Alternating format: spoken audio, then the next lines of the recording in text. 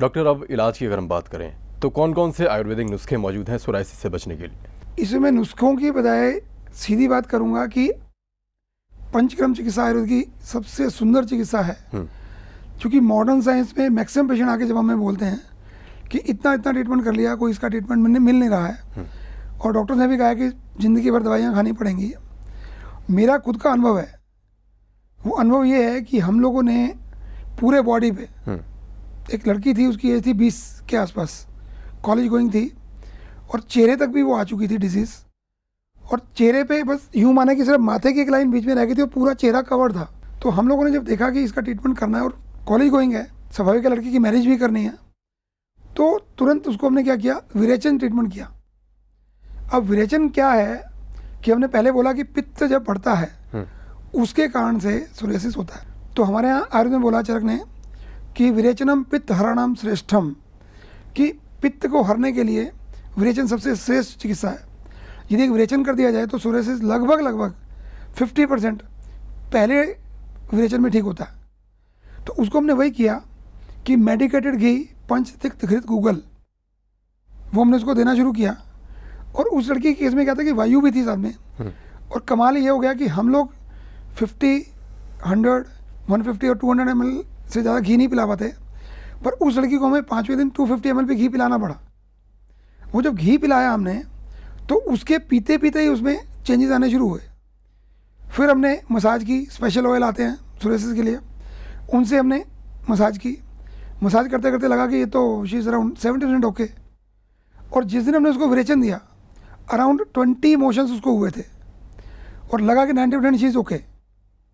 तो वो मेरी ज़िंदगी का एक चमत्कार मैं उसको बोल सकता हूँ कि इतना बढ़िया वो ट्रीटमेंट रहा। और वो जब लड़की ने ट्रीटमेंट लिया और उसके बाद हमने मेडिसिन उसकी शुरू की, तो विद इन ए मंथ उसके बॉडी पे कुछ पैचेस ही नहीं थे। पर हमने उसको ये नहीं कहा कि अब तुम ठीक हो गए, अब तुम जाओ, नो।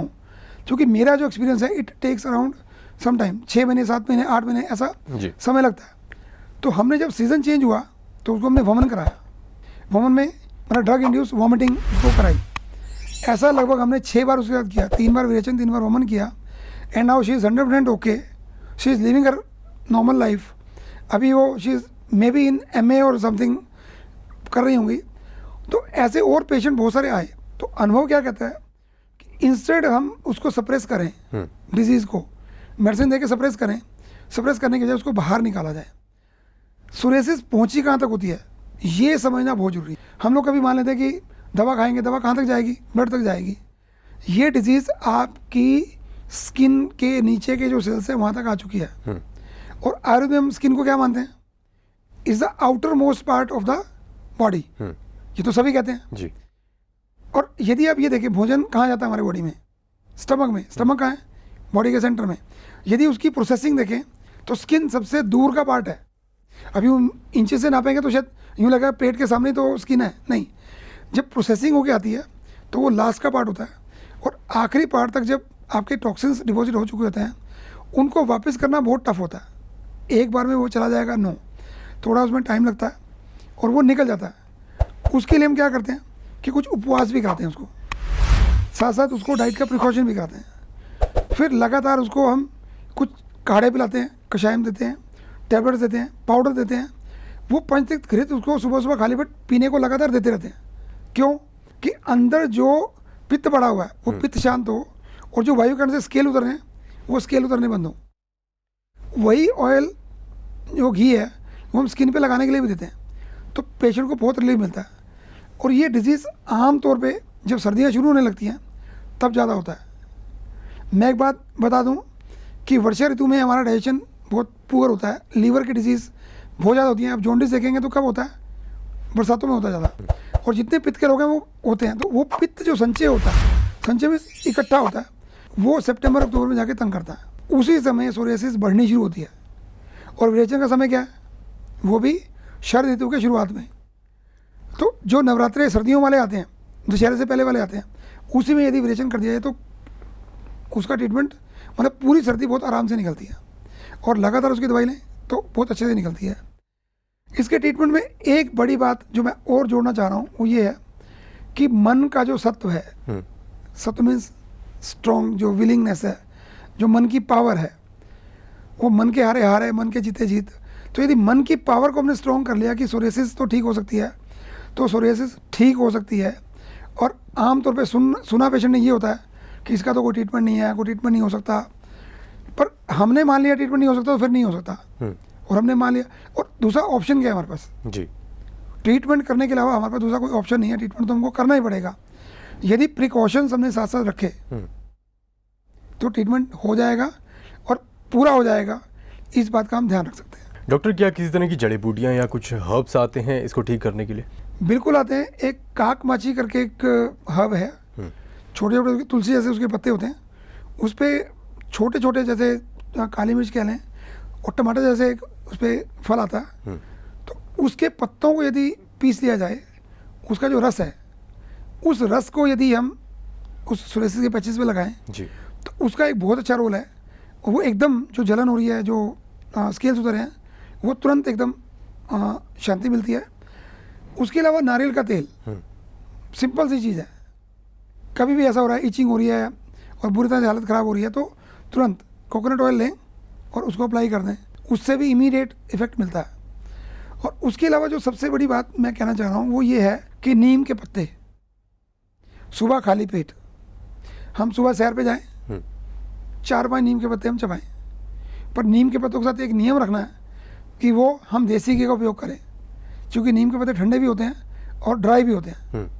वो स्किन डिजीज को तो ठीक करते हैं, पर साथ साथ कभी जॉइंट पेन्स भी हो सकता है, तो इसलिए घी खाना बहुत ज़रूरी है। यदि इस तरह के कुछ नुस्खे हम घर पे कर लें, जब तक वैसे नुस्खों से आप ठीक कर लेंगे ऐसा मैं नहीं मानता हूँ, पर उनसे ये कि जब तक आप डॉक्टर के पास नहीं जा पा रहे हैं, प्रॉपर ट्रीटमेंट नहीं मिल पा रहा है, तब तक आप ये सब काम कर सकते हैं।